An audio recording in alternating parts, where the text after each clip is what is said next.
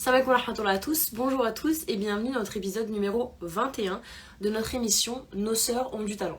Alors, comme d'habitude, en début d'émission, je rappelle le concept de l'émission qui est bien sûr de mettre en avant une sœur, puisque nos sœurs ont du talent. Donc le concept de l'émission, c'est de mettre en avant une sœur afin qu'elle vienne nous parler un peu de son activité, de son business, de son projet, Moïm, de ce qu'elle fait et de ce qui peut apporter du khair à la communauté, donc du bien à la communauté musulmane, parce que malheureusement, étant nous-mêmes européennes, vivant en Europe, la plupart des personnes qui me suivent, moi-même je vis en Belgique, souvent quand on entend parler, en tout cas dans les médias, des femmes musulmanes, qui plus est des femmes musulmanes voilées, c'est pas forcément pour les bonnes raisons, hein. Coucou BFM TV. Donc voilà, avec ma modeste Nia, ma petite Nia très modeste, je me dis Inch'Allah, cette émission, si elle prend de l'ampleur, j'espère, après moi je fais juste la Nia comme je dis toujours et c'est Allah qui fait le reste, si elle prend de l'ampleur, eh bien ça pourrait être une vitrine pour nos sœurs, parce qu'il y a énormément de talents dans notre communauté musulmane, ça c'est quelque chose de réel et que j'ai pu voir depuis ma conversion. En fait, il y a énormément de sœurs qui proposent des choses vraiment innovantes, vraiment qui aident, qui apportent du khair, et malheureusement elles sont trop souvent dans l'ombre. Donc voilà, après avoir fait cette petite introduction, que je répète à chaque fois, mais bon, le rappel profite aux croyants, on va du coup interviewer notre 21e invité, donc Iman. Voilà, voilà. Salam alaikum, Kalima. Comment ça va? Alhamdulillah, et toi, comment vas-tu? Ça va très bien, bah merci de nous faire le plaisir de venir sur l'émission, pour cette 21e émission de Nos sœurs ont du talent. Avec grand plaisir. En introduction, est-ce que tu peux te présenter déjà brièvement et ensuite, du coup, on va développer voilà, pendant l'émission sur ce que tu fais, qui tu es, qu'est-ce que tu apportes, etc. Bismillah. Donc moi c'est Imen, je suis institutrice primaire, je suis également coach de vie, je suis maman, je suis une personne pleine de vie. Voilà, je me suis présentée à la scolaire et là je parle un peu plus de moi. Je suis une personne pleine de vie, je suis quelqu'un d'audacieux, j'aime découvrir, j'aime partager, j'aime me connecter, j'aime enseigner, j'aime transmettre. Et voilà, j'ai bientôt 32 ans et je suis en reconversion professionnelle. Comment? J'ai dit, tu les fais pas du tout, machallah. Oui, il paraît. Merci beaucoup. Ouais, c'est une chance. Il paraît. Mais juste une parenthèse, les 90 durant les 90, on fait pas notre âge, c'est trop bien. Donc voilà. C'est vrai, il paraît, il paraît. Ouais, machallah. Donc du coup, ouais, tu te présentes comme une sœur avec beaucoup de casquettes, machallah. Sur Mhm. quelle casquette, du coup, t'aimerais bien aujourd'hui appuyer? Bon, on va parler de tout, mais sur quoi t'aimerais vraiment bien appuyer? Qu'est-ce qui te tient le plus à cœur de nous partager? Ben, j'aurais parlé de ma casquette d'enseignant, professionnelle, on va dire, de Ouais. coach, enfin vraiment professionnelle. Ça me ferait plaisir d'en parler et surtout que je suis en pleine construction professionnelle, je me fais accompagner et que là je lance certaines choses. C'est le début d'année scolaire. Qui dit début d'année scolaire, ben, c'est nouveaux objectifs, nouveaux départs, Ouais. nouvelles résolutions. Donc voilà, bismillah, Ok. on peut aller sur ce terrain-là. Et du coup, comment t'es venue à cette activité? Est-ce que tu peux nous dire exactement où tu enseignes, avec qui, quel public, etc. et nous dire comment t'en es venue là?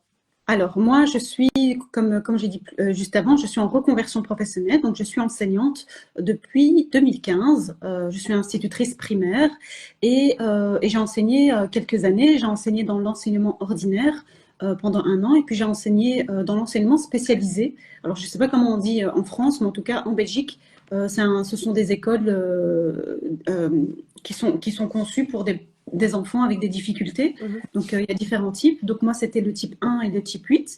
Donc, c'est les retards légers et les enfants qui ont un retard léger et les enfants qui ont des troubles d'apprentissage. Et puis, et en fait, je suis tombée enceinte de mes enfants. Donc, j'ai eu 3 grossesses en tout. La première grossesse s'est mal passée. Malheureusement, j'ai perdu mon bébé trop tôt. Ouais. Et ce qui fait que les grossesses qui ont suivi, ben, j'ai préféré être en arrêt. Donc, ma médecin m'a soutenue, ma gynécologue également. Et en fait, pendant cet arrêt-là, j'ai commencé à travailler sur moi, j'ai eu des prises de conscience, j'ai compris en fait que je voulais faire autre chose. Et donc voilà, c'est pour ça que je suis en reconversion professionnelle et je fais pas mal de choses depuis 2020, depuis l'année 2020. Ok. Et là maintenant, ton activité de maintenant principale, est-ce que tu peux nous la Oui, décrire? donc maintenant, donc, je dis que je suis institutrice, je suis coach, je suis aussi créatrice de support pédagogique pour enfants parce que depuis 2020, en fait, je me suis lancée dans la création de support pour enfants. Et en fait, là, pour l'instant, je me lance dans l'accompagnement parental. Ok. Accompagnement parental, Et ouais. En quoi ça consiste exactement? Sur quel point tu vas accompagner? Quel type de parents? Est-ce que tu peux nous développer un peu sur ça? Alors moi, je veux accompagner en fait, il y a différents types d'accompagnement parental. En fait, ce que j'ai envie d'apporter, c'est mes compétences d'enseignante, d'institutrice, parce que j'ai baigné dans l'enseignement pendant pas mal d'années, en fait, pendant plus de 10 ans, parce que juste avant de faire mes études, j'ai été scout, chef scout, Ok. et puis j'ai aussi travaillé dans une école arabe, ce qui fait que l'enseignement, c'est mon dada. Donc j'ai envie d'apporter ça aux parents et en même temps apporter ce côté coaching, en fait, ce travail sur soi, ces prises de conscience. Pourquoi? Parce que j'aimerais que les parents prennent conscience, en fait, que tout commence par eux. Machallah. Que les enfants ont des difficultés, certes, mais en fait que leurs difficultés ne viennent pas de nulle part, elles viennent de quelque part. Et très souvent, quand on voit des difficultés, quand on ressent, quand on voit que les enfants présentent des choses difficiles à gérer, ben très souvent, en fait, c'est imprégné de ce que nous, en tant que parents, nous donnons à nos enfants. En fait, Oui. nous transmettons à nos enfants, que ce soit en termes de croyances, en termes de valeurs, en termes de comportement, peu importe, en fait. Les enfants prennent beaucoup des parents, prennent énormément, et c'est ce que j'aimerais en fait à travers l'éducation, c'est répondre à un besoin. Ce que je vois chez les parents, c'est que le parent de nos jours a besoin de comprendre son enfant.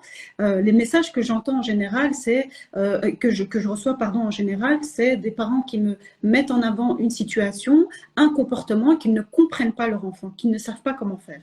Et donc c'est vraiment les aider à comprendre leur enfant, surtout que je me forme également dans le coaching émotionnel. Donc, je veux devenir coach émotionnel et les émotions, c'est vraiment quelque chose d'hyper important, surtout chez les enfants et chez nous également en tant qu'adultes. Et donc, j'aimerais apporter ce côté-là et aider les parents à comprendre leur enfant à ce niveau-là et en même temps, par la même occasion, qu'ils se comprennent eux-mêmes. Oui. Mais c'est intéressant parce que très souvent, de ce que j'ai pu voir avant, mais ça commence à se développer un peu ce que tu fais. Enfin, c'est un peu grossier de dire ça.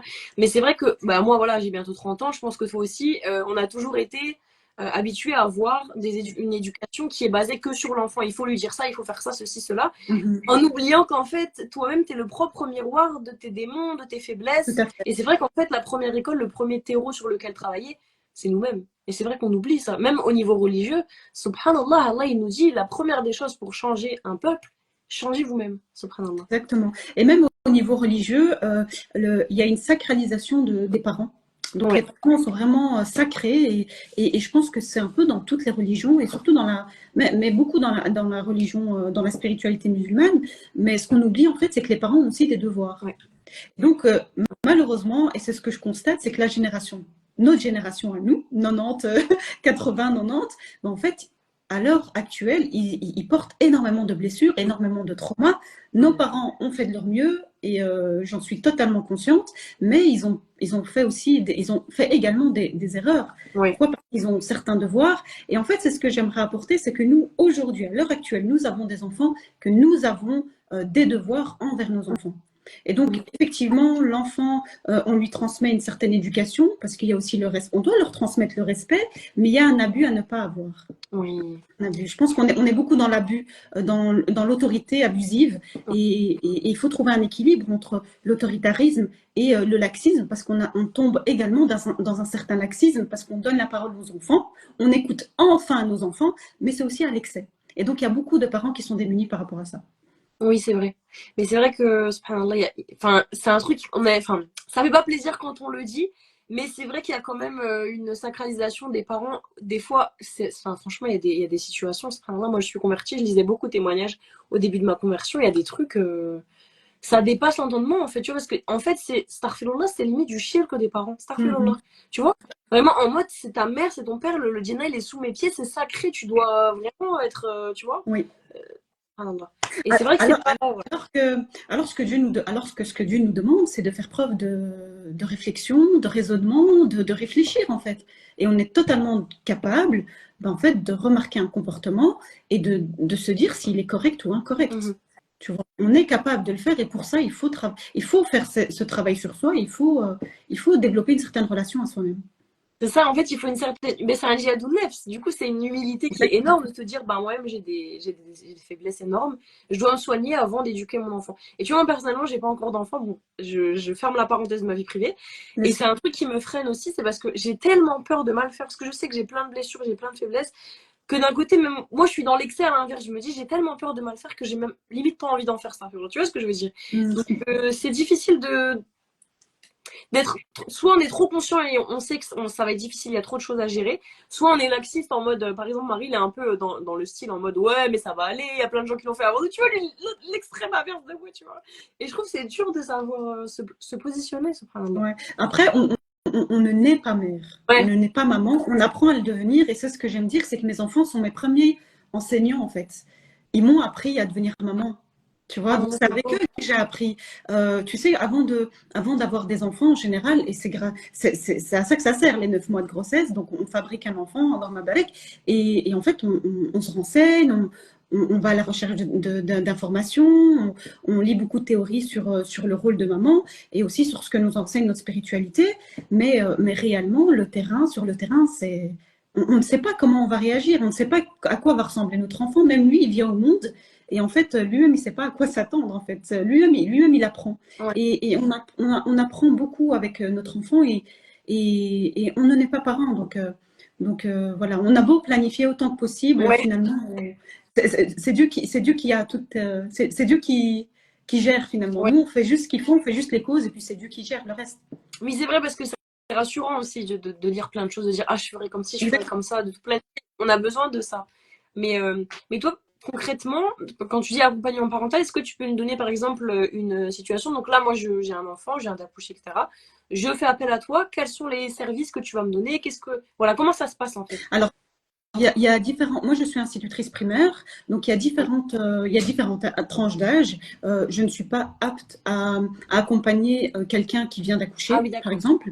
C'est pas ma casquette, tu vois. Il y a des sages-femmes pour ça, il y a des puéricultrices pour ça, Mhm. il y a des personnes en fait qui peuvent accompagner. Moi, je suis vraiment, moi, je vais me renseigner sur le développement de l'enfant. Je peux moi-même en apprendre aussi pour pouvoir accompagner. Mais là, pour l'instant, c'est vraiment être face à une maman qui est démunie face au comportement de son enfant, qui n'arrive pas à comprendre son enfant, par exemple, qui est face à un enfant n'accepte pas le non.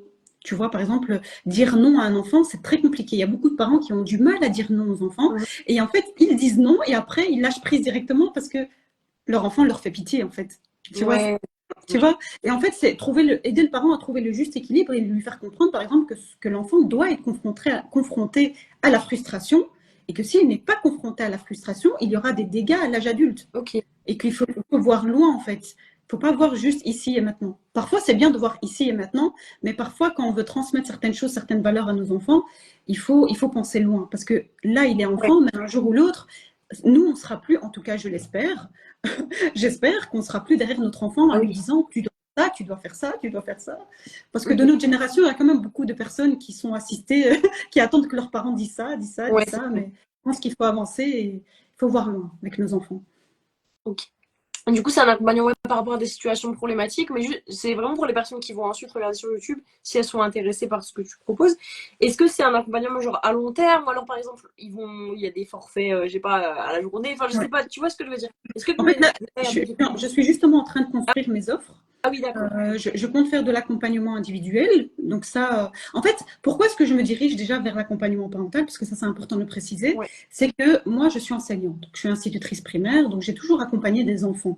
Donc, j'ai enseigné à des enfants. J'ai fait des stages pour les enfants. J'ai créé des supports pour les enfants. Et j'ai des enfants. Mais donc, j'ai testé. J'ai accompagné certains enfants. J'ai accompagné même des adolescents. Et en fait, il n'y a rien à faire. Ce que j'ai compris, c'est que ce n'est pas l'enfant qui a besoin d'être accompagné, c'est le parent.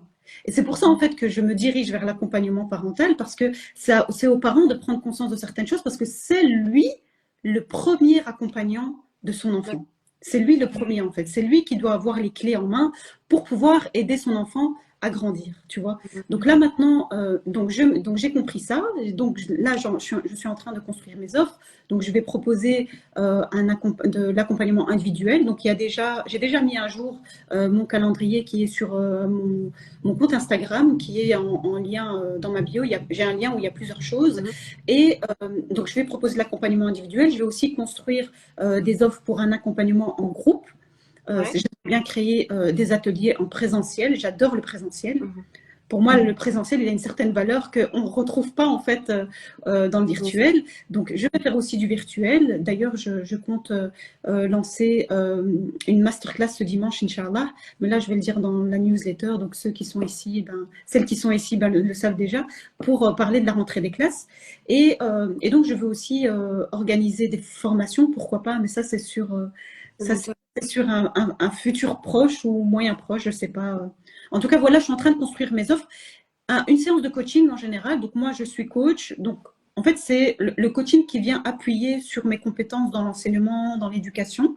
Et donc, une séance de coaching coûte 60 € minimum. Ok. Donc, c'est le prix d'une séance. Et ça, si vous allez chez n'importe quel Oui, coach, c'est le prix d'une séance minimum. Après, il y a des coachs qui demandent plus, il y a des coachs qui demandent moins. Ça, c'est chacun en fonction de ses attentes, quoi. ok. Et Ouais, pour rassurer un peu, parce qu'il y a des personnes qui demandent, après c'est légitime, je demande toujours bien ça à sûr, mes invités, bien sûr. quel type, enfin du coup tu as fait une formation pour devenir coach, c'est ça? Est-ce que tu peux me dire un peu plus par rapport à ça, pour les personnes qui auraient besoin d'être légitimement Bien rassurées? sûr. Et je trouve que c'est légitime Ouais, de vouloir chercher cette information. Pourquoi? Parce que, il y a, pardon? il y a trop de personnes qui profitent un peu de la confiance des gens, tu vois. Exactement, il y a beaucoup de personnes qui se lancent dans le coaching et qui n'ont pas fait de travail sur eux-mêmes. On travaille toujours hein, sur nous-mêmes. Moi-même, je suis en travail continu sur moi-même, mais il y a quand même un certain travail à faire avant de pouvoir aider des personnes et coacher des gens. Tu vois? Mhm. Donc c'est totalement normal. Donc moi j'ai fait une formation avec Najwa Marsou. Donc c'est une kinésiologue bruxelloise qui lançait des formations des formations oui certificatives pour devenir coach de vie. Donc c'est avec elle que j'ai fait ça et elle est reliée à l'ICF. Donc c'est l'école de coaching internationale qui est reconnue internationalement.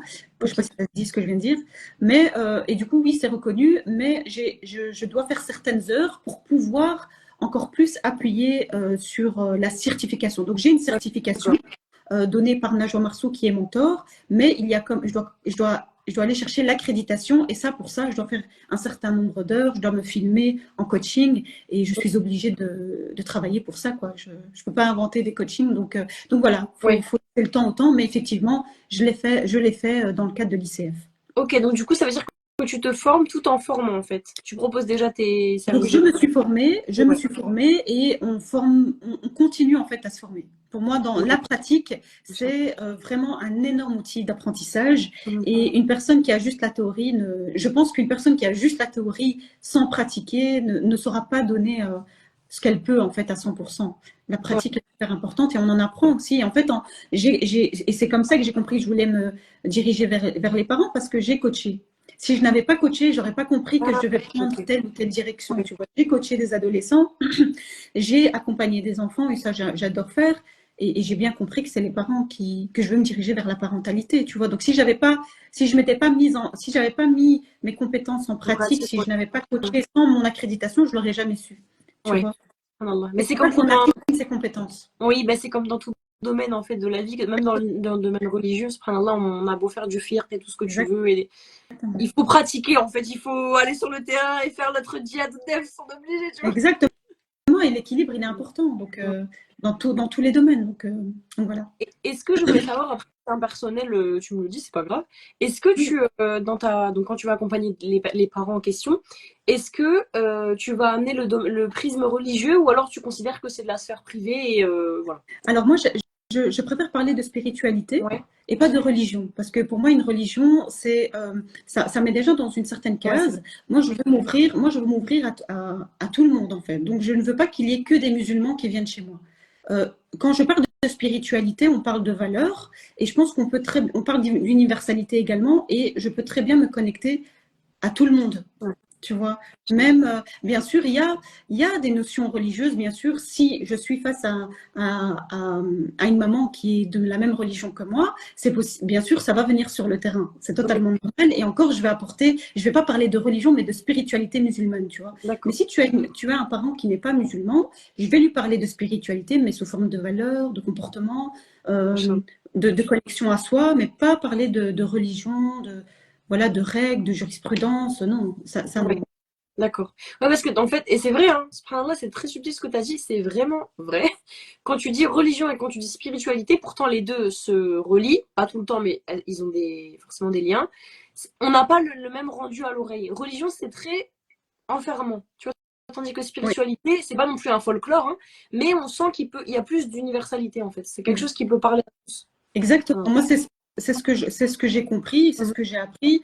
Voilà, j'ai 32 ans, j'ai aussi toute une éducation derrière spirituelle et religieuse. Et j'ai compris à l'heure actuelle ce que je veux apporter, c'est une certaine ouverture, une certaine tolérance. Mhm. Et, et pour moi, l'ouverture, c'est hyper important. Je ne peux pas me fermer, en fait, et aller que chez les personnes qui sont musulmanes, en fait. Ouais, Parce que Allah nous a créés différents, c'est qu'il a une raison. Donc, on a quelque chose à apprendre chez chaque personne. exact. Et qu'est-ce que j'allais dire aussi et en fait, c'est ce qui me dérange même ici sur Instagram, par exemple, vu qu'il y a un Ouais. algorithme, ben, la plupart des personnes qui me suivent, ce sont des personnes musulmanes. Alors c'est bien évidemment, je suis contente, mais il n'y a pas assez de diversité, il n'y a pas assez Ouais. de mélange. Et je trouve ça hyper dommage. Et d'ailleurs, à un certain moment, c'était hyper complexant pour moi, c'était hyper dérangeant pour moi. Ça me dérangeait Oui, et je me suis dit, c'est pas possible en fait, parce que je porte le voile, parce que je suis c'est ça. musulmane, mais en fait, Instagram met sur mon chemin que des personnes musulmanes. C'est pas que je les rejette, c'est que j'ai besoin d'ouverture. Et oui, c'est ça. Et puis c'est le message islamique, le message, la foi, c'est universel en fait. Moi aussi, j'aime beaucoup parler de foi. D'ailleurs, dans mes ouvrages, les derniers ouvrages que j'écris, le Nacre des cœurs, je dis jamais le mot Allah et je dis jamais le mot islam parce que j'ai vraiment envie que ça soit un truc qui parle à tous, tu vois. Ben Et oui, cette foi, ça va, tout le monde va comprendre quand tu veux dire la moralité, des valeurs universelles, tu vois, le respect, l'altérité, l'altruisme. C'est des valeurs qui sont islamiques, mais tellement universelles que. mais clairement, on peut se connecter à tout le monde en partant des valeurs. Mhm. Alors que si on s'arrête sur des préceptes religieux, si on s'arrête vraiment sur euh, tu vois, j'ai pas envie de dire quelque chose qui va pas, mais vraiment des versets, que des versets du Coran, que des hadiths par exemple, en fait on s'ouvre pas parce que ça va pas parler à tout le monde. Tu Au vois, une hasard personne des qui n'est choses. pas musulmane, tu viens de lui dire voilà, dans le Coran il y a écrit ça, elle va dire écoute, moi je suis pas musulmane quoi. Pour moi c'est du charabia, tu vois, et c'est pas irrespectueux, c'est pas insultant, il faut savoir comprendre l'autre et se mettre à la place de l'autre et s'ouvrir également, ça c'est hyper important. Mais oui, au contraire, c'est totalement islamique ce que tu dis parce que, encore une fois, on va toujours prendre l'exemple de la meilleure des créatures qui est le prophète sallallahu alayhi wa sallam. Je parle toujours de ça parce que c'est un truc qui, à mes grands 30 ans, continue de me. Je me dis, subhanallah, c'est incroyable. En fait, c'était une personne qui, quand il faisait la dawa, je pense que tu sais, il se mettait à la hauteur des gens, en fait. C'est-à-dire qu'il allait jamais débiter un charabia qui leur était inconnu, il allait jamais leur parler directement de Coran, d'islam, mais juste, il apprenait, par exemple, pour parler à des bédouins, il a appris des mots de leur langage. Quand il parlait aux enfants, il se mettait à leur niveau. Tu vois ce que je veux dire? Tu vois la subtilité? Il se mettait à leur place. Et c'est vraiment ça. Tu peux pas faire mieux la dawa qu'en te mettant à la place des gens. Subhanallah. Exactement. Et puis il s'ouvrait, il arrivait à avoir des choses, il C'est ça. arrivait à avoir des choses qui nous relient. Tu vois, quand les compagnons du prophète ont dû fuir la Mecque, il les a dirigés vers l'Abyssinie, où il y avait un roi chrétien. Ouais, Il aurait pu faire. Enfin, ouais. tu vois, c'est subtil en fait, mais il faut comprendre, il faut savoir lire entre les lignes. C'est ça. Tu vois, il faut rester ouvert et voilà, c'est pas parce qu'on est musulman qu'on est meilleur qu'une autre personne, c'est pas parce qu'on est chrétien qu'on est meilleur qu'une autre personne. Je pense que il faut savoir se connecter à travers nos valeurs, vraiment universelles et voilà, enfin, un bon sens. C'est ce qui touche le plus, de toute façon. C'est pas les textes, c'est juste le comportement et les valeurs, Inch'Allah. Mhm. Donc la question qui arrive prochainement, elle est un peu logique, mais est-ce que tu peux me dire qu'est-ce que ça t'apporte humainement cette activité? Vraiment, si on parle très égoïstement, bah, c'est pas grave, hein, mais de toi, qu'est-ce que ça t'apporte à toi vraiment, ton activité? Alors, ouais, humainement, donc c'était ça, ce que ça m'apporte, ben, ça m'apporte. Donc déjà, j'aime bien enseigner, déjà. Donc je fais Oui, quelque chose que oui, j'aime. Vraiment, j'aime enseigner. C'est comme ça, même si j'aime pas le système oui, scolaire, j'aime transmettre. Alors par exemple, le domaine du coaching, c'est assez compliqué. Pourquoi? Parce que dans le coaching, euh, tu vois, tu as le coach et puis tu as le coaché. Et en fait, c'est le coaché qui doit tout, en fait, qui doit faire le plus gros travail. Donc, le coach, il est là pour poser les bonnes questions pour que le coaché ait les prises de conscience et qu'il puisse se mettre, qu'il puisse trouver par lui-même des solutions et qu'il puisse oui, avancer. Et j'ai compris, en fait, à travers ben voilà, à travers mes différents coachings et à travers mon expérience, c'est que en réalité, c'est pas le coaching qui m'intéresse parce que moi, j'aime apporter. Tu vois, ouais, j'aime apporter, j'aime transmettre et j'ai besoin, moi, d'apporter matière pour que les gens puisse s'en servir, pardon, et que ça puisse être utile, tu vois. Donc, tu vois, c'est du coaching, mais en même temps, voilà, j'essaye de trouver quelque chose où moi je puisse me nourrir parce que aussi on a aussi un ego, ça c'est vrai, Ouais, bien sûr. ça c'est vrai, et je pense pas qu'on doit l'effacer complètement, on doit juste l'éduquer et on doit juste aussi trouver un certain équilibre parce qu'on n'est pas parfait. Et donc voilà, c'est vraiment sentir que je dois sentir que je me sens utile, tu vois. Et j'ai besoin de me sentir utile. J'ai besoin en fait de voir que ce que je vais apporter, ben, ça a du sens. Et en même temps, j'ai également besoin, avec tout ce travail que j'ai fait, ben, d'avoir un minimum de reconnaissance. Tu vois, et ça, je pense que c'est naturel. On a tous besoin de reconnaissance. Mais quand tu as fait un énorme travail sur toi et que tu viens de loin, parce que j'estime être venu de loin comme beaucoup de personnes, ben, il y a ce besoin de reconnaissance. Je suis sur les réseaux. Pendant très longtemps, je n'étais pas... Je me cachais. On va dire que j'avais une certaine posture où Ouais. je ne pouvais pas me montrer, tu vois. Maintenant, je me montre, je veux qu'on me voit, tu vois. Donc, il y a beaucoup de choses, il y a beaucoup de choses comme ça. Mais en tout cas, dans mon activité professionnelle, ce que ça m'apporte, je vais te donner la référence d'un livre qui est Ton dernier regard de Ouaima Amjad. Je ne sais pas si tu connais. Il est magnifique ce livre. Il est incroyable ce livre. Et en fait, elle parle de sa mère qui était mourante et sa mère lui a donné un conseil avant qu'elle meure. Et elle lui a dit, en fait, elle lui a dit, Khali basmatik, ce qui veut dire laisse ton empreinte. Ma fille, laisse ton empreinte sur cette terre. Et tu vois, ce livre, il m'a marqué, je l'ai lu d'une traite d'ailleurs, il m'a marqué et ce passage m'a marqué. Et c'est là que j'ai compris que j'avais envie d'apporter ma pierre à l'édifice dans ce monde-là. J'ai compris que j'avais une mission et que moi aussi j'ai envie de laisser tu vois, j'ai envie de laisser quelque chose en fait. Donc voilà.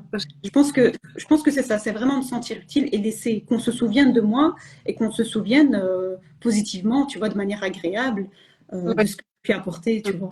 Mais tu irradies la sincérité, Iman, Wallah, mashallah. On ressent ton engagement et on ressent ton mashallah. Je te remercie, Ben, Karima. Ce que j'aime dire, c'est ce que tu vois en la personne, il est aussi en toi. oh, Ça, j'aime trop le dire, mais c'est vrai, ouais, on c'est est des vrai. miroirs. On est des miroirs, et d'ailleurs, même dans l'éducation qu'on donne à nos enfants, et ça, c'est ce que j'aime dire, par exemple, mon fils, Souhail, il y a beaucoup de choses quand je le vois qui m'énervent en fait.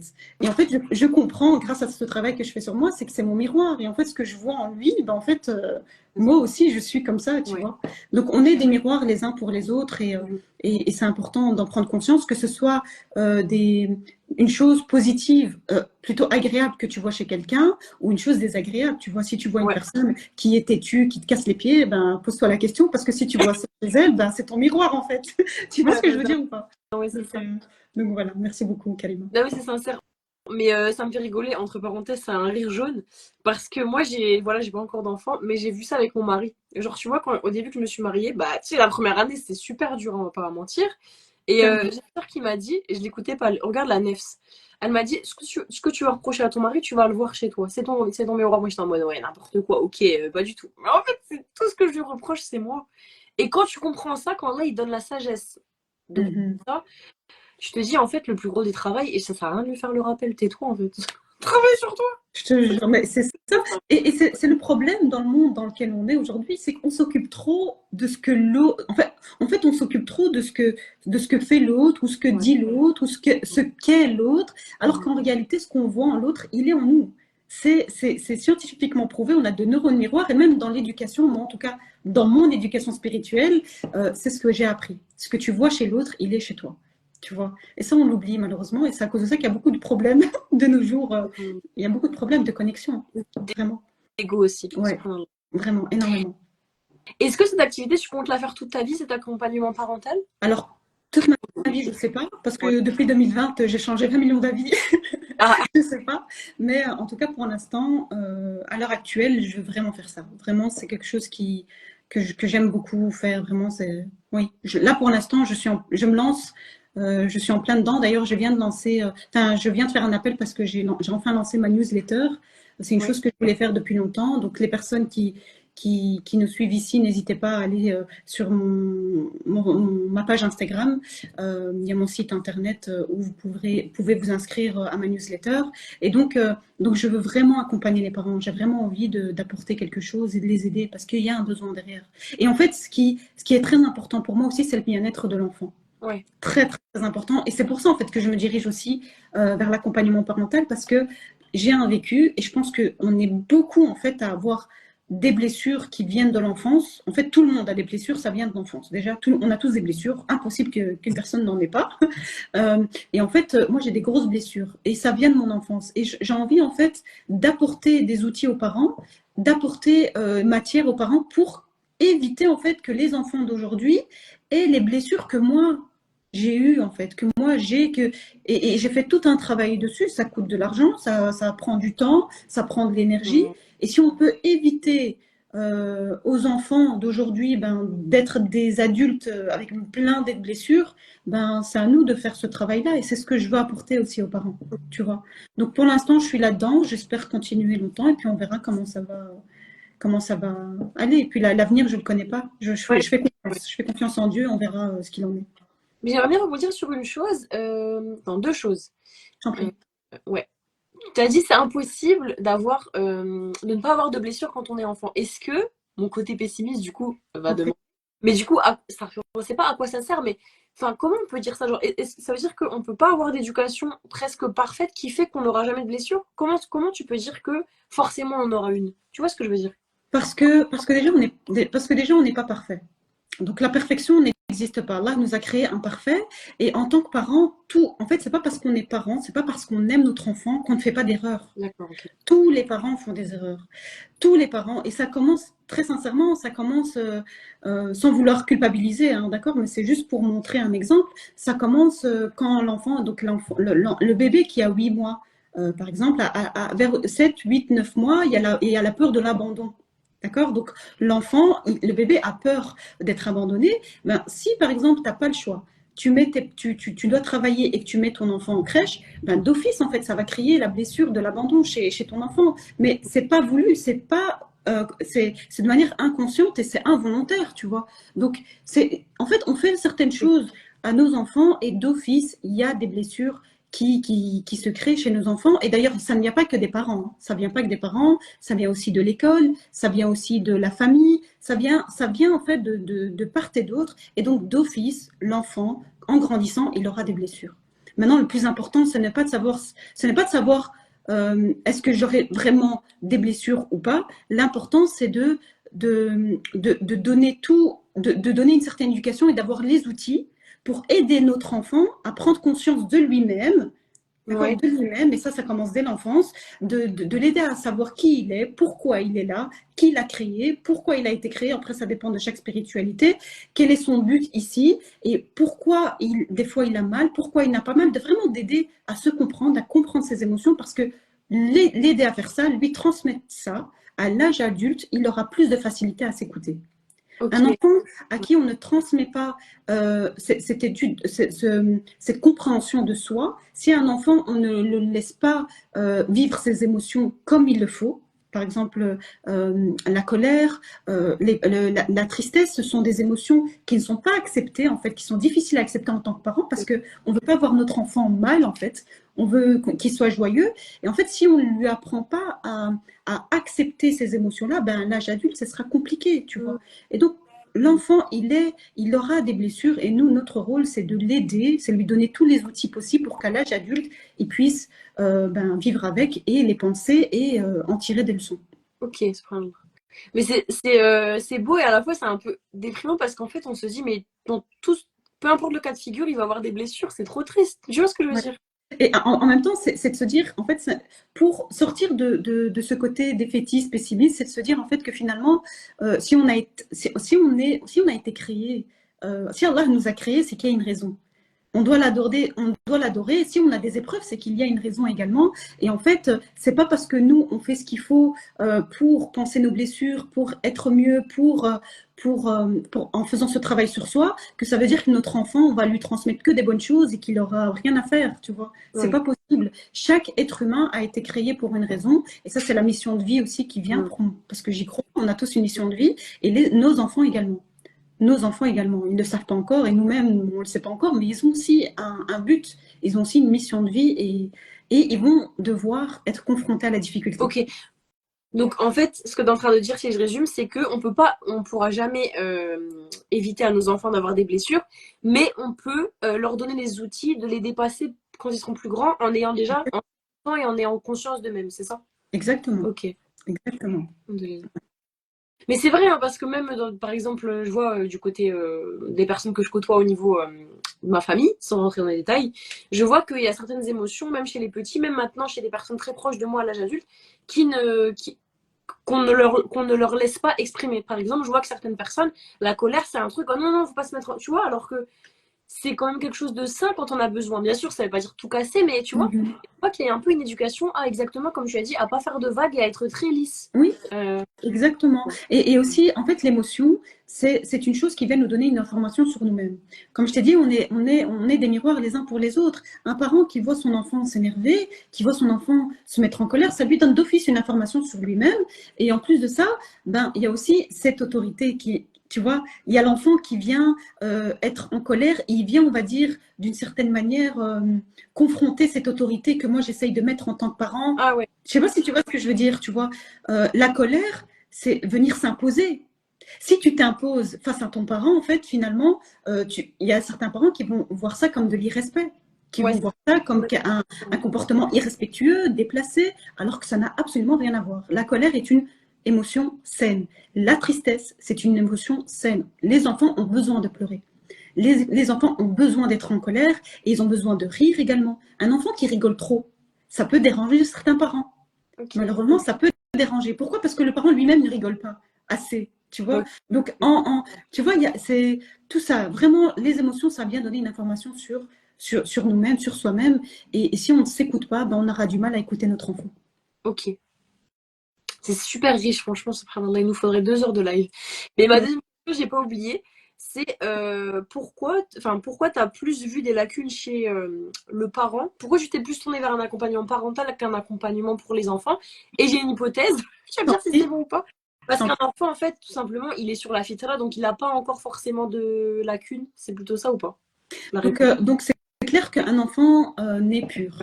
Donc on a des écrits là-dessus. Je pense que il y a ces écrits dans les différentes religions. Je ne sais pas, mais je pense, hein, wallahu a'lam, parce qu'elles se ressemblent. Donc un enfant naît pur et c'est son parent qui fait de lui ce qu'il Ouais. est. Donc d'office, en fait, si ton enfant, tu vois des difficultés chez lui, si tu vois qu'il y a des comportements qui sont désagréables, qui sont inacceptables, c'est que toi, en tant que parent, tu lui as montré un exemple. C'est ça que en fait. J'en ai parlé. Je vais te donner un exemple. Je vais donner un exemple concret. D'accord? Donc, il y a quelques jours, d'ailleurs, j'en ai parlé en story. Il y a quelques jours, j'ai été à la foire avec mes enfants. OK? Donc, j'étais dans la file. Je voulais trop des churros. Quand je vais à la foire, c'est des churros obligatoirement. Et donc, j'ai fait la file. J'ai fait la file, donc j'ai attendu longtemps, tu vois. Et derrière, il y avait encore des personnes derrière moi qui m'ont attendu. Et puis, j'arrive près de la caisse. C'était à mon tour. Et là, il y a une femme enceinte qui vient, qui s'est imposée, et franchement, elle a totalement raison. Pour moi, c'est une femme enceinte, tu passes, tu vois. En fait, la limite, elle allait accoucher, tu vois. Donc, c'est OK. À côté d'elle, il y a un homme, un père, avec sa fille qui devait être adolescente. Elle devait avoir 14 ans, 13 ans, un truc comme ça. Et donc, je le regarde comme ça et je lui dis, vous êtes avec elle, donc est-ce que vous êtes avec la femme enceinte? Il me dit, non, non. Et il me regarde avec un air du style, écoute, on est frères, t'es musulman, t'es musulman, t'es musulmane, t'es marocain, passe. Et je l'ai regardé, je lui dis non, moi je ne suis pas d'accord avec ça. Je dis non, il n'y a pas de. Non, non, non. On fait la file, il y a des gens qui font la file, tu vois. Bref, ça m'a énervé, je l'ai remis à sa place, au sens figuré, parce qu'il est resté où il est. mais voilà, ça m'a énervé. Et en fait, par exemple, là, tu as un père qui fait preuve d'irrespect envers toutes les personnes qui sont en train de faire la file parce qu'ils veulent des churros, tu vois. Et tu oses dire en fait que c'est pour ta fille de 14 ans. Donc, non seulement tu fais preuve d'irrespect, mais en plus de ça, tu n'apprends pas à ta fille à patienter et tu n'apprends pas à ta fille à respecter les gens qui font une file. Tu vois ce que je veux dire? Et- Tu vois, tu te caches derrière ta fille. Il y a beaucoup de parents qui se cachent derrière leurs enfants. Il y a Mhm. beaucoup de parents qui disent oui, mon enfant est comme ça et comme ça et comme ça, alors qu'en réalité, tu as des difficultés dans ta parentalité et tu dois tout simplement accepter que tu n'es pas parfait et que toi aussi, tu fais des erreurs dans ta parentalité, tu vois. Et ça, je l'ai compris dans les accompagnements. J'ai compris aussi en parlant avec des mamans. J'ai compris aussi moi, parce que moi-même, je suis parent. Tu vois, moi-même, je suis maman. J'ai fait un travail sur moi. C'est pas mes enfants que j'ai emmenés chez la psychologue, tu vois. D'accord. C'est pas mes enfants que j'ai amenés chez la sophrologue, chez la kinésiologue, chez la kinésithérapeute, chez l'ostéopathe, tu vois. Et encore, c'est moi, tu vois. C'est à moi de faire ce travail-là et c'est parce que je transmets aux enfants. C'est moi le responsable, en fait. J'ai des devoirs en tant que parent, tu vois. Et puis, nos enfants ont des devoirs et c'est nous qui leur apprenons quels sont ces devoirs. Le devoir de respecter son prochain, le devoir d'aimer l'autre pour ce qu'il est, le devoir d'être poli, le devoir d'attendre, par exemple, quand on doit aller manger, ça dépend de chacun, tu vois. Enfin, c'est à nous de leur transmettre tout ça, tu vois. Et donc, si un enfant vient avec des difficultés, si un enfant harcèle à l'école, par exemple, ben en fait, il faut se poser la question, comment ça se fait que cet enfant a harcelé, tu vois? Est-ce qu'on lui a transmis les valeurs comme il fallait? Est-ce qu'on l'a écouté? Parce qu'un enfant qui est harcelé, c'est qu'il a été harcelé, tu vois? Un enfant qui harcèle, pardon, c'est qu'il a été harcelé d'une certaine manière, tu vois? Ouais. C'est Donc, pas forcément dans la même manière qu'il fait, mais il y a forcément exactement, un enfant, il a une fitra. Donc, si un enfant harcèle, il y a quelque chose qui ne va pas derrière, tu vois. Ouais, ok. Il faut aller taper sur le dos des parents, tu vois, parce que tout commence à la maison. Ok. Pour moi, tout commence à la maison. Et puis, tu as des parents qui abandonnent leurs enfants, ça c'est autre chose. Mais là, je te parle d'un point de vue général, voilà, on va dire d'un schéma classique, quoi. D'accord. Mais c'est super, pardon. C'est super bien parce que je me dis, alhamdoulilah, enfin, moi je suis contente d'être née à mon époque vraiment, parce que je me dis, c'est trop bien qu'Allah il me donne tous ces outils pour être lucide sur nous-mêmes. Mais d'un côté, je me dis quand même, c'est quand même c'est une sacrée charge en fait, tu vois. Parce qu'on va y arriver avant la fin, même quand on sera mort, on sera jamais purifié intérieurement. Donc c'est tellement difficile de te dire là, il est comme ça, de ma faute. Je trouve que ça met une pression quand même. Et quel conseil tu donnerais aux stressés comme moi, qui du coup vont avoir une pression de fou en écoutant ce live en fait. Bah, bah, Se dire en fait que l'éducation se fait à la maison, premièrement, bien sûr, mais elle ne se fait pas qu'à la maison, elle se fait à l'école. Les enfants vont à l'école 5 jours par semaine et donc ils sont confrontés à d'autres enfants, avec d'autres codes. Donc nos enfants aussi sont éduqués dans d'autres environnements. Donc tout, bien sûr qu'on a cette responsabilité en tant que parents, mais tout n'est pas entre nos mains. Nous, on fait ce qu'on veut, on fait les sabèbes, et puis il y a d'autres facteurs qui rentrent en jeu, et ça, on n'y peut rien. Et puis des fois, il y a même des choses qui arrivent alors qu'on n'est pas au courant en tant que parent, tu vois.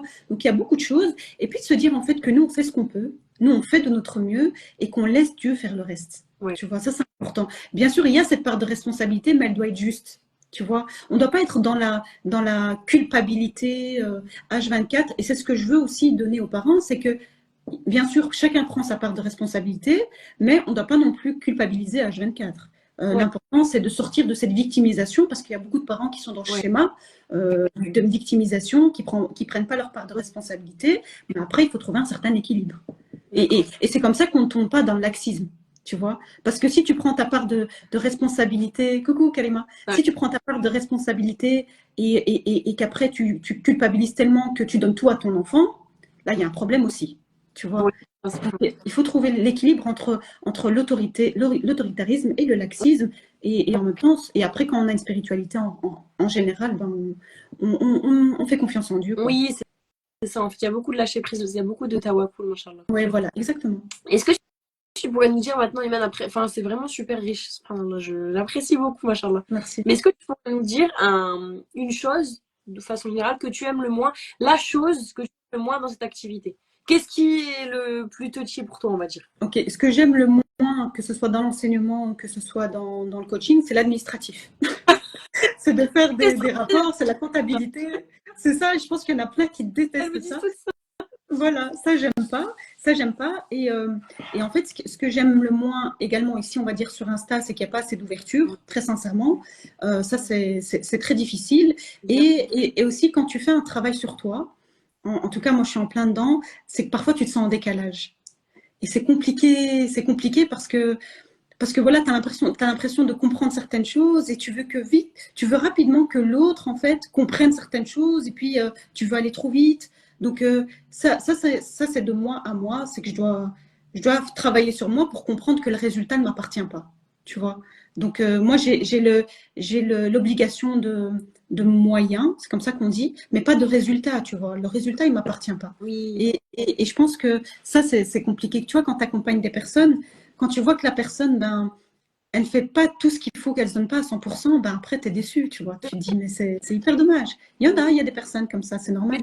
quand je dis c'est vrai, c'est parce que bah moi je suis ni psy ni coach etc. Mais tu t'impliques au point et d'ailleurs ma psychologue je l'aime énormément, machallah qu'Allah la bénisse. Et à chaque fois je me dis comment elle fait pour avoir autant de personnes et rester une personne saine dans sa vie tous les jours. Ouais. Genre il faut réussir à ne pas s'impliquer, mais ça doit être Ben, dur. je pense qu'on s'implique. Moi, je pense que je ne saurais pas ne pas Mais m'impliquer. oui, Je suis trop sensible mais pour ça, mais, justement, c'est ce travail. C'est pour ça que je disais, c'est de moi à moi. Je dois faire ce travail-là pour me détacher de ça. Et c'est ça qui est trop compliqué, tu vois. Quand t'es trop, moi, je suis trop sensible. C'est trop, je suis trop empathique. Après, je ramasse, je ramasse, mais c'est comme ça. Et c'est comme ça qu'on apprend à se ouais, connaître. C'est en pratiquant. Je pense que c'est ça. Voilà, c'est tout ça. ok. Réussir à se lâcher, à faire les causes et à lâcher le reste pour Allah en fait. Enfin, Exactement, c'est exactement. quoi l'expression? J'avais vu une belle expression il n'y a pas très longtemps. Mais en gros, c'était fais les choses et détache. C'est ça, m'a fait les choses et détache, tu vois, détache le ballon et c'est difficile, subhanallah. Ouais, ouais. Attache ta chamelle et bismillah. Tu vois un peu par rapport au hadith du prophète sallam. C'est ça en fait, on attache notre chamelle et après, adieu. Alhamdoulilah. Exactement. On fait les causes et Voilà. après, le reste ne nous appartient pas, tu vois. Mhm. On espère, bien évidemment, on espère un certain résultat, mais tout n'est pas entre nos mains. Tout n'est pas. Ouais. On fait les causes et puis les personnes que je vais accompagner, ben, ils sont libres. Elles sont libres, tu vois. Oui. Donc, ils sont libres et responsables. Et c'est là, moi, mon but, c'est pas d'être dans la complaisance. Et c'est ce que me disait ma coach, ma première coach que j'adore. D'ailleurs, elle s'appelle Amel, Amel Coach Mindset, qui est française. Elle me disait, moi, je ne suis pas dans la complaisance, Imen. Je suis pas là pour être dans la complaisance. Moi, je suis pas là pour aller dans ton sens. Je suis là on va dire, te taper sur les mains pour que tu comprennes et que tu t'éveilles, que tu prends conscience et que tu te mettes en action, tu vois. Et c'est vrai, c'est ça qu'il faut faire. Ouais, c'est vrai. Subhanallah. Ouais. Et qu'est-ce que je veux dire? Est-ce que tu peux nous donner des conseils pour les personnes qui aimeraient faire ce que tu fais, coach, peu importe en quoi, mais voilà, qui sont un peu dans ce truc, elles ressentent un peu comme toi, qu'elles ont ce besoin de transmettre, ce besoin de partager, mais elles ne savent pas par où commencer. Qu'est-ce que tu pourrais leur dire? Alors, si c'est dans le domaine du coaching, moi, le premier conseil que je donne, c'est de travailler sur soi avant de se lancer dans le coaching. Tu ne peux pas accompagner des personnes si toi-même, tu n'es pas accompagné. D'accord. Ça, c'est hyper important. Alors, pour ce qui est de l'enseignement, ben, il faut aimer enseigner. Voilà, si les gens veulent se diriger vers l'enseignement, qu'ils se renseignent de ce que ça implique, parce que ça demande beaucoup, beaucoup, beaucoup de travail, hein. L'enseignement, c'est pour ça que je me reconvertis, parce qu'on soit on enseigne dans une classe, soit on enseigne à la maison, soit voilà, c'est beaucoup, beaucoup de temps, beaucoup, beaucoup, beaucoup de temps, Ouais. et voilà, et moi, c'est pour ça que je me reconvertis, parce que j'ai envie de faire d'autres choses. Mm.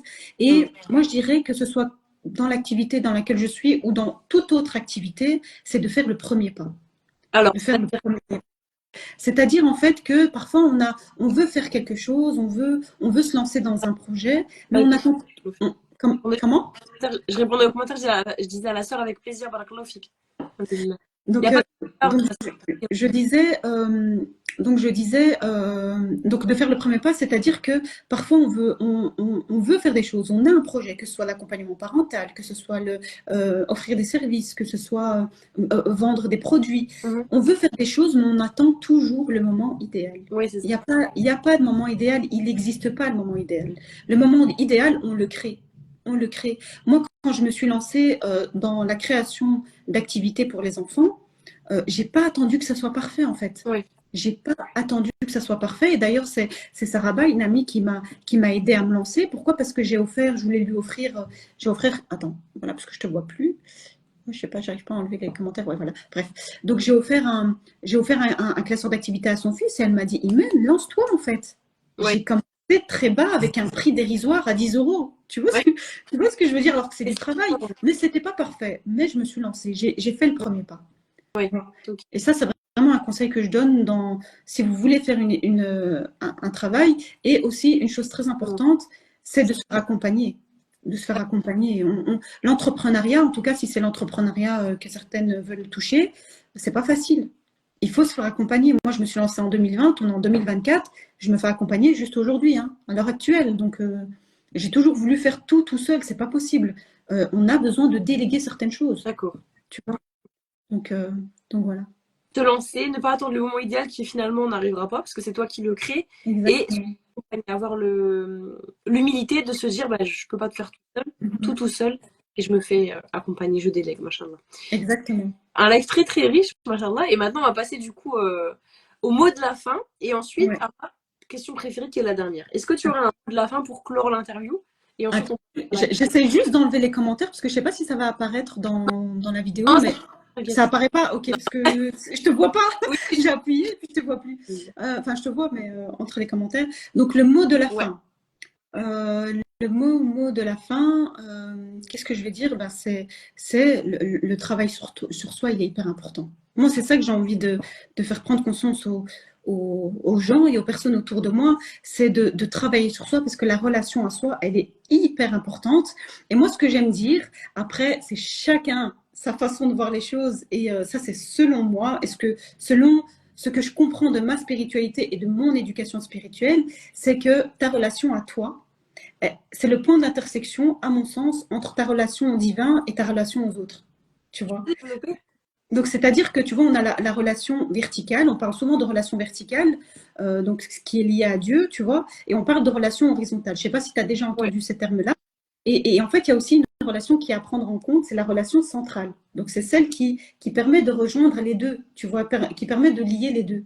Et pour moi, la relation à soi, elle est hyper importante parce qu'elle permet de se connecter à l'autre et en même temps, elle permet de se connecter à Dieu. Pourquoi? Parce que quand tu travailles sur toi, tu prends conscience en fait que Dieu, ben, en fait, il est en toi d'une certaine manière. Ça, je ne veux pas trop rentrer ouais, là-dedans parce qu'il n'y a pas tout le monde qui comprend. oui. Il y On en a a... qui me prennent pour quelqu'un qui fait du chill en disant ça, mais Ouais. c'est comme ça que je le comprends, tu vois. Donc, la relation à soi, elle est hyper importante et que si on veut comprendre les autres, que ce soit nos enfants, si on veut se connecter aux autres, que ce soit nos enfants, que ce soit nos parents, que ce soit nos amis, la famille, peu importe les gens qui sont autour de nous, la connexion à soi, elle est hyper importante. D'accord. Hyper importante.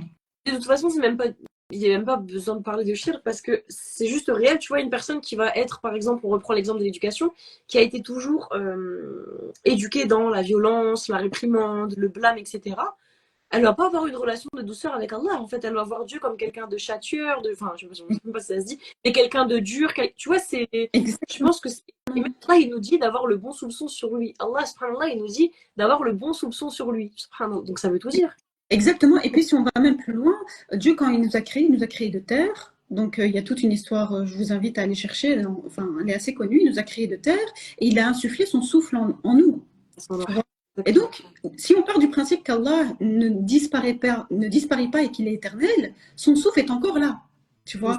Et qu'Allah, subhanahu wa ta'ala, il a 99 noms, et donc il a 99 noms qu'on doit essayer d'habiller. On doit lui ressembler. Tu Oui, vois.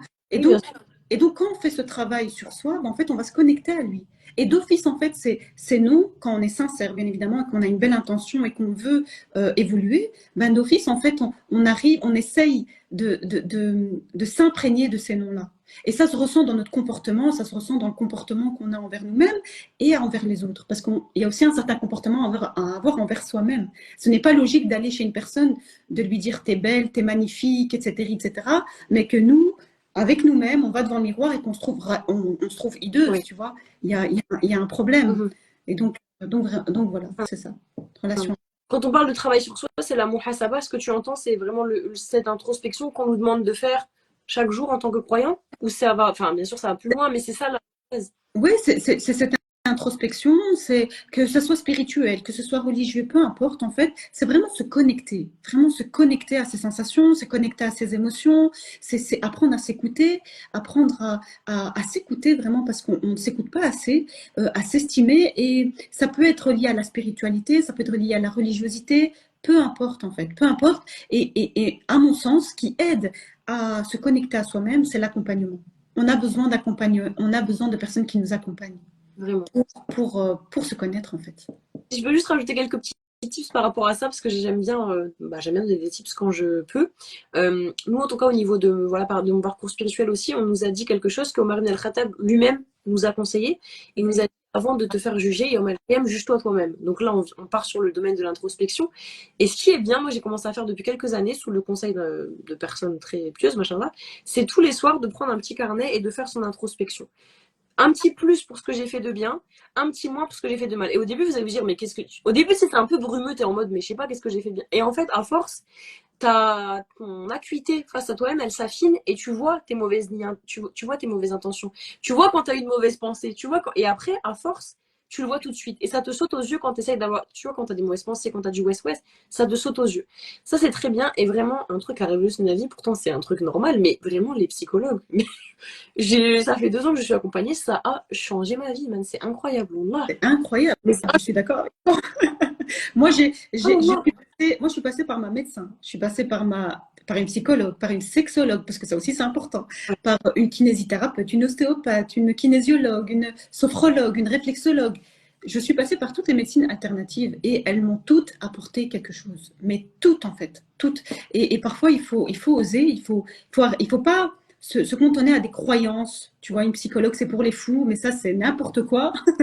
C'est la personne qui n'y va pas qui c'est n'importe quoi, tu vois. Donc, non, la psychologue, je trouve qu'elle aide énormément. Après, il y a la psychologue qui va, elle, en général, elle va s'attarder sur le passé.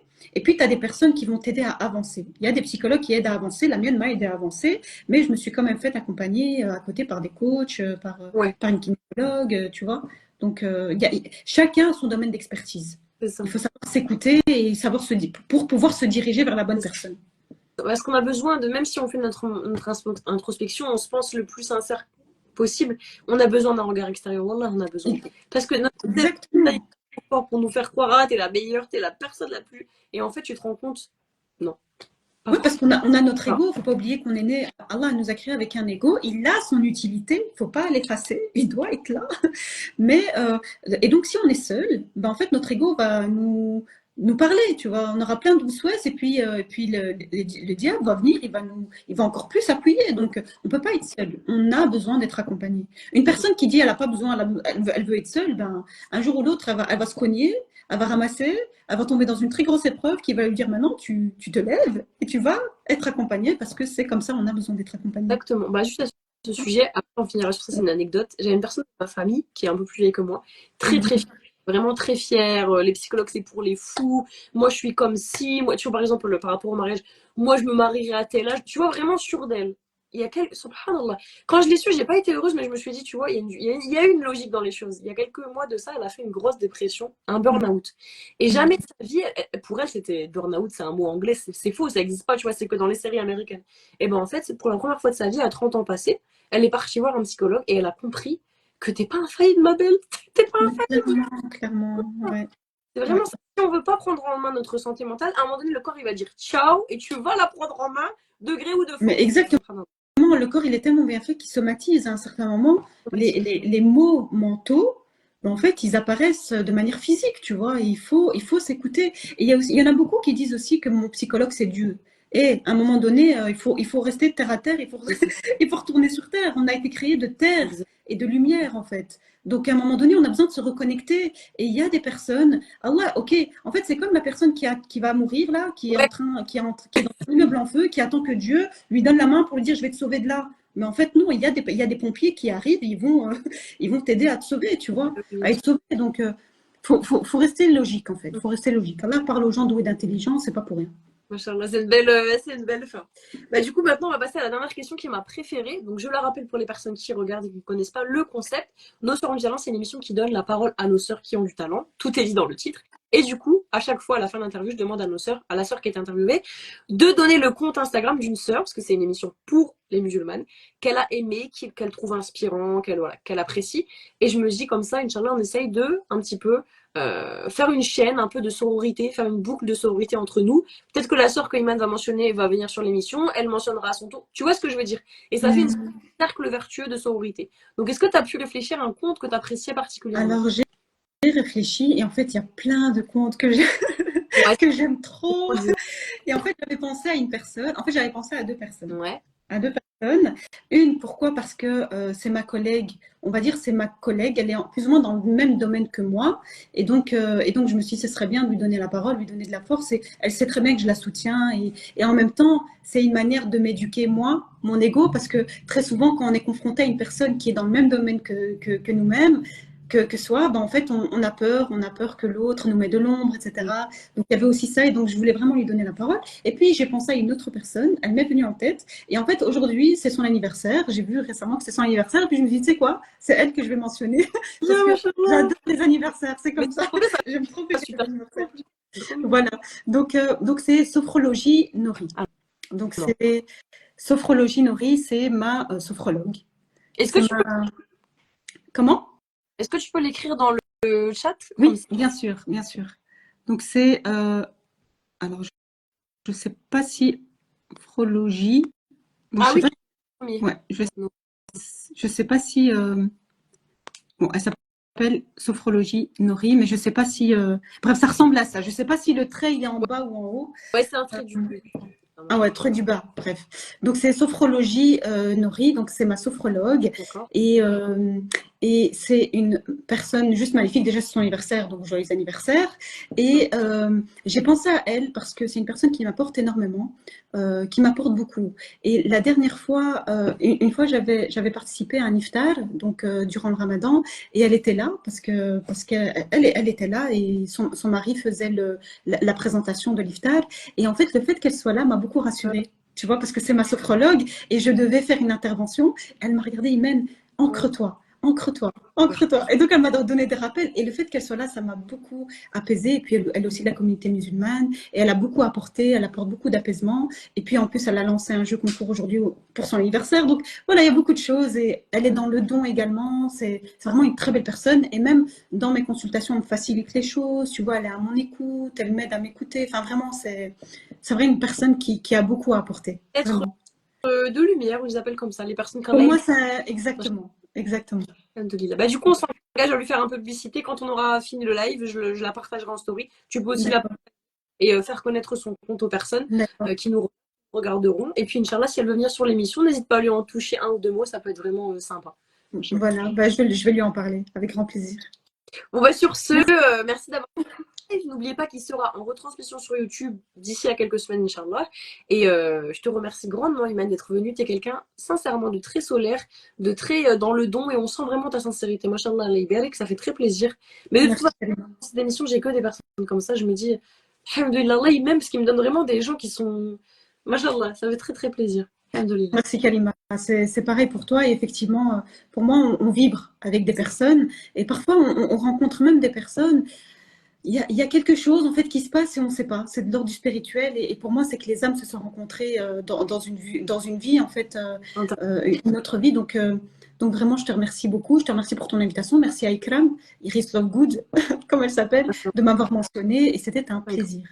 Grand plaisir, merci à toi. Iman. On se dit au mois prochain pour l'épisode numéro 22. Ça va,